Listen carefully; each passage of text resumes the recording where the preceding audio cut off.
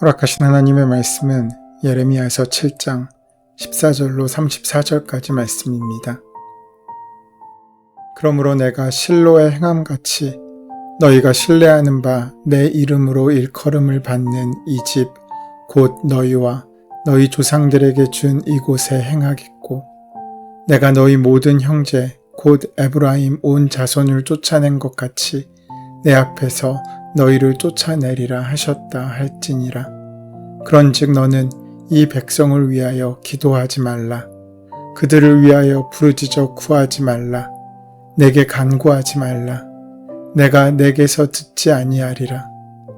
너는 그들이 유다 성읍들과 예루살렘 거리에서 행하는 일을 보지 못하느냐? 자식들은 나무를 줍고 아버지들은 불을 피우며 부녀들은 가루를 반죽하여 하늘의 여왕을 위하여 과자를 만들며 그들이 또 다른 신들에게 전제를 부음으로 나의 노를 일으키느니라. 여호와의 말씀이니라. 그들이 나를 경노하게 함이냐? 자기 얼굴에 부끄러움을 자취함이 아니냐? 그러므로 주 여호와께서 이와 같이 말씀하시니라. 보라, 나의 진노와 분노를 이곳과 사람과 짐승과 들나무와 땅의 소산에 부으리니 불같이 살라지고 꺼지지 아니하리라 하시니라. 만군의 여호와 이스라엘의 하나님께서 이와 같이 말씀하시되 너희 희생제물과 번제물의 고기를 아울러 먹으라. 사실은 내가 너희 조상들을 애굽 땅에서 인도하여 낸 날에 번제나 희생에 대하여 말하지 아니하며 명령하지 아니하고 오직 내가 이것을 그들에게 명령하여 이르기를 너희는 내 목소리를 들으라. 그리하면 나는 너희 하나님이 되겠고 너희는 내 백성이 되리라. 너희는 내가 명령한 모든 길로 걸어가라. 그리하면 복을 받으리라 하였으나 그들이 순종하지 아니하며 귀를 기울이지도 아니하고 자신들의 악한 마음에 깨와 완악한 대로 행하여 그 등을 내게로 돌리고 그 얼굴을 향하지 아니하였으며 너희 조상들이 애굽 땅에서 나온 날부터 오늘까지 내가 내 종 선지자들을 너희에게 보내되 끊임없이 보내었으나 너희가 나에게 순종하지 아니하며 귀를 기울이지 아니하고 목을 굳게 하여 너희 조상들보다 악을 더 행하였느니라. 내가 그들에게 이 모든 말을 할지라도 그들이 너에게 순종하지 아니할 것이요 내가 그들을 불러도 그들이 내게 답하지 아니하리니 너는 그들에게 말하기를 너희는 너희 하나님 여호와의 목소리를 순종하지 아니하며 교훈을 받지 아니하는 민족이라. 진실이 없어져 너희 입에서 끊어졌다 할지니라. 너의 머리털을 베어버리고 벗은 산 위에서 통곡할지어다. 여호와께서 그 노하신 바 이 세대를 끊어버리셨음이라. 여호와께서 말씀하시되 유다 자손이 나의 눈앞에 악을 행하여 내 이름으로 일컬음을 받는 집에 그들의 가증한 것을 두어 집을 더럽혔으며 흰놈의 아들 골짜기에 도벳 사당을 건축하고 그들의 자녀들을 불에 살랐나니 내가 명령하지 아니하였고 내 마음에 생각하지도 아니한 일이니라. 그러므로 여호와께서 말씀하시니라. 날이 이르면 이곳을 도벳이라 하거나 흰놈의 아들의 골짜기라 말하지 아니하고 죽음의 골짜기라 말하리니 이는 도벳의 자리가 없을 만큼 매장했기 때문이니라. 이 백성의 시체가 공중의 새와 땅의 짐승의 밥이 될 것이나 그것을 쫓을 자가 없을 것이라. 그때에 내가 유다 성읍들과 예루살렘 거리에 기뻐하는 소리, 즐거워하는 소리, 신랑의 소리, 신부의 소리가 끊어지게 하리니 땅이 황폐하리라. 오늘 본문인 예레미야 7장의 말씀은 예레미야 선지자가 예루살렘 성전에서 행한 설교입니다. 그 내용이 형식적인 성전 예배를 헛되게 만드는 것에 대한 고발의 내용이 담겨 있습니다. 본문이 예레미야가 성전에서 행하는 설교임에도 불구하고 말씀엔 예레미야로부터 나오지 않고 여호와께로부터 말씀이 예레미야를 통하여 임했다고 하고 있습니다. 그러니까 예레미야서는 물론 모든 선지자가 선지자들이 생각한 내용이 전해지는 것이 아니라 하나님의 말씀이 그들에게 임했기 때문에 그 말씀이 전해졌던 것입니다. 선지자들은 마치 수도꼭지와 같습니다. 수도꼭지는 그 자체로 물을 만들지는 못합니다. 하지만 그 꼭지까지 전달된 파이프를 통하여 근원에 물이 나오게 되는 것처럼 하나님의 말씀이 선지자에게 임해야 그 말씀을 전할 수 있는 것입니다.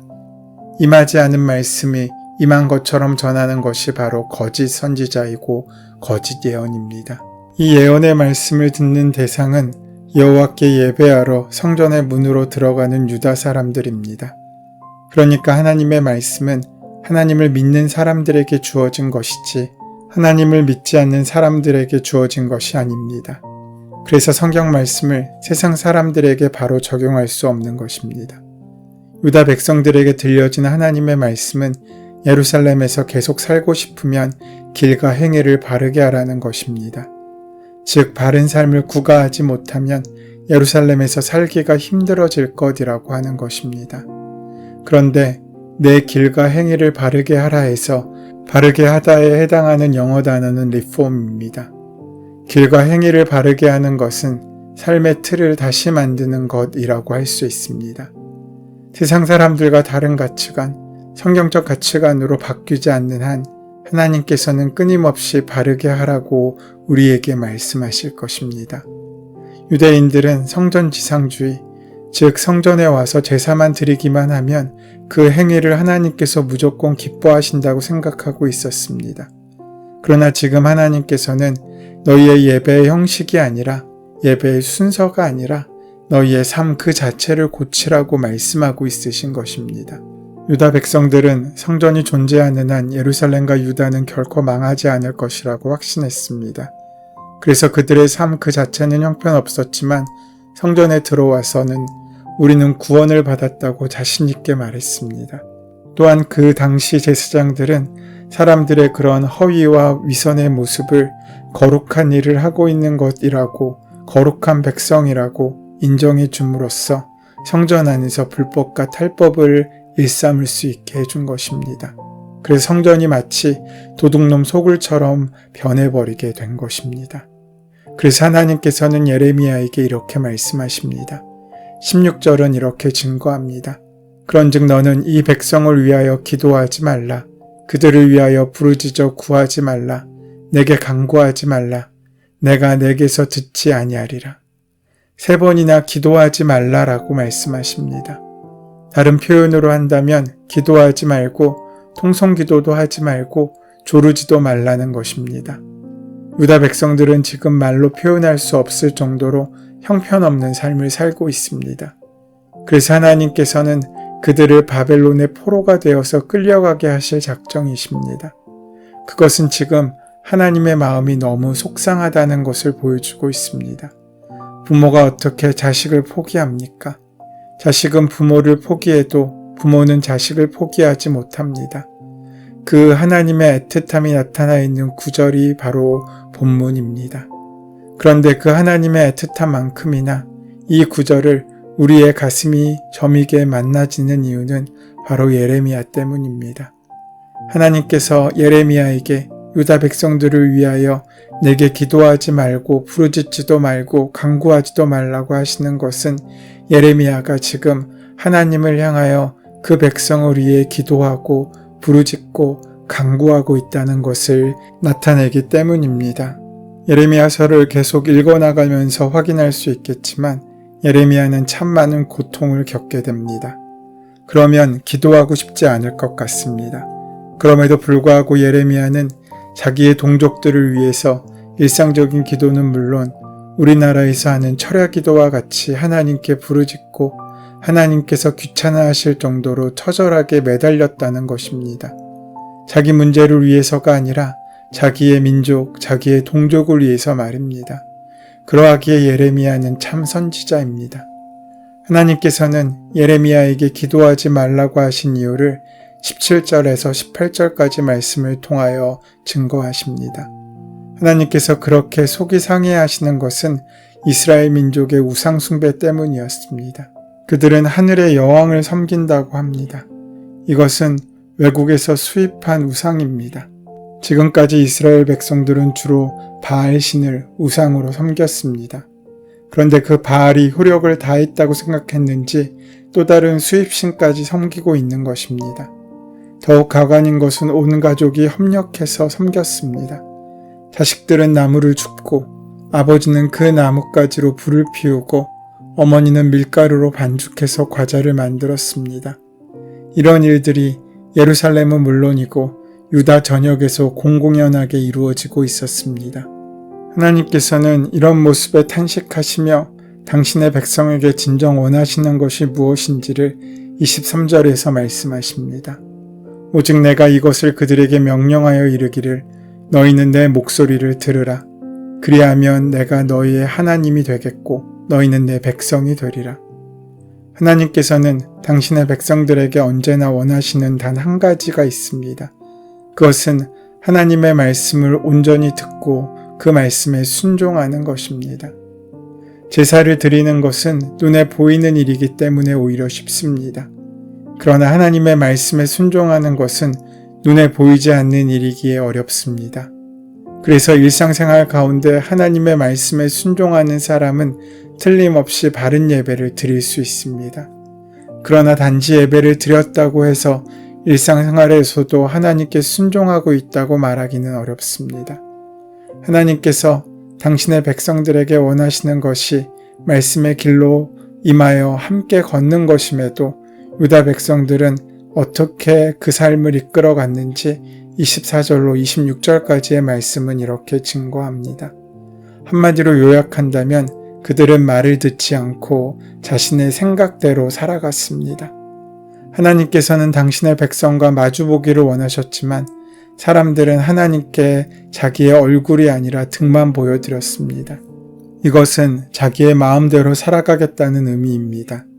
하나님의 말씀에 대하여 하나님의 백성들이 귀를 기울이지 않았다는 것입니다. 아버지 하나님은 부지런히 가르치시고 말씀하시지만 하나님의 자녀된 우리가 그 말씀을 듣지 않았다는 말입니다. 말씀을 경청하고 말씀에 순종하는 것이 축복인 줄을 알지 못하는 어리석은 모습입니다. 구약의 하나님은 말씀하신 하나님이십니다. 구약에서 하나님의 신실한 백성은 하나님의 소리를 듣는 사람들입니다. 좋은 하나님의 사람들은 한결같이 하나님의 말씀을 잘 듣고 따르는 말씀에 민감한 사람들이었습니다. 지혜자는 듣기를 원합니다. 지혜가 아니면 듣지 않습니다. 하나님의 말씀을 잘 들으면 우리에게 지혜가 생깁니다. 하나님의 말씀을 듣지 않고 있는 사람은 어리석은 사람이거나 아니면 교만한 사람입니다. 죄는 하나님과 우리 사이를 막히게 하여 듣지 못하게 만드는 것입니다. 우리가 듣는 것이 우리의 보는 것을 결정합니다. 잘 듣는 것이 지식과 지혜의 기본입니다. 학교에서도 잘 듣는 사람이 공부를 잘하지 않습니까? 세상엔 온통 하나님의 소리로 가득합니다. 하나님께서는 성경을 통하여 말씀하시고 자연을 통하여 말씀하시고 사람을 통하여 말씀하시며 하나님께서 지으신 세상 그 자체가 하나님의 소리로 구성되어 있습니다. 이런 하나님의 소리를 잘 들어야 하나님을 알 수 있고 하나님의 은총을 누릴 수 있습니다. 그래서 잘 듣는 것은 신앙의 기본이며 구원의 기초입니다. 하나님은 하나님의 말씀을 이스라엘 백성들이 듣기를 간절히 바라고 계십니다. 그래서 애타게 말씀을 들으라고 권고하시는 것입니다. 하지만 이런 하나님의 초대에도 불구하고 그 말씀에 귀를 막고 듣지 않고 자기의 생각과 의지대로 살아가는 사람들이 너무나 많습니다. 하나님께서는 끊임없이 선지자들을 통해서 말씀하셨지만 이스라엘 백성들은 귀를 막고 하나님의 소리를 듣지 않았습니다. 그래서 결국 그들은 바벨론 포로라는 엄청난 민족적 재난을 경험하게 됩니다. 우리의 삶도 동일합니다. 하나님을 섬기지 않고 엉뚱한 것을 섬기면서도 하나님을 섬기는 척 가장한다면 그 인생은 큰 파국을 맞이하게 될 것입니다. 오늘부터라도 하나님의 말씀에 순종하며 하나님의 면전에서 행하고 하나님을 기쁨의 근원으로 여기는 그리스도인이 되어 세월이 지날수록 더욱더 성숙하고 성장하는 하나님의 자녀가 되는 저와 여러분이 되시기를 소원하고 축원합니다. 은혜의 주님, 하나님께서는 예레미야 선지자를 통하여 유다 백성들에게 말씀하셨지만 그들이 듣지 않았음을 고백합니다. 우리 역시 하나님의 말씀을 듣지 않은 동일한 죄인임도 고백합니다. 이제부터라도 하나님의 말씀을 잘 듣는 하나님의 자녀가 되게 인도하여 주시옵소서. 예수님의 이름으로 기도드립니다. 아멘. 이제 오늘 이 아침 우리에게 허락하신 오늘 본문의 말씀이 지금 나에게 주시는 하나님의 음성으로 만나지기 위하여 본문의 말씀을 깊이 묵상하시고 함께 기도하는 시간 가지도록 하겠습니다. 함께 기도합니다.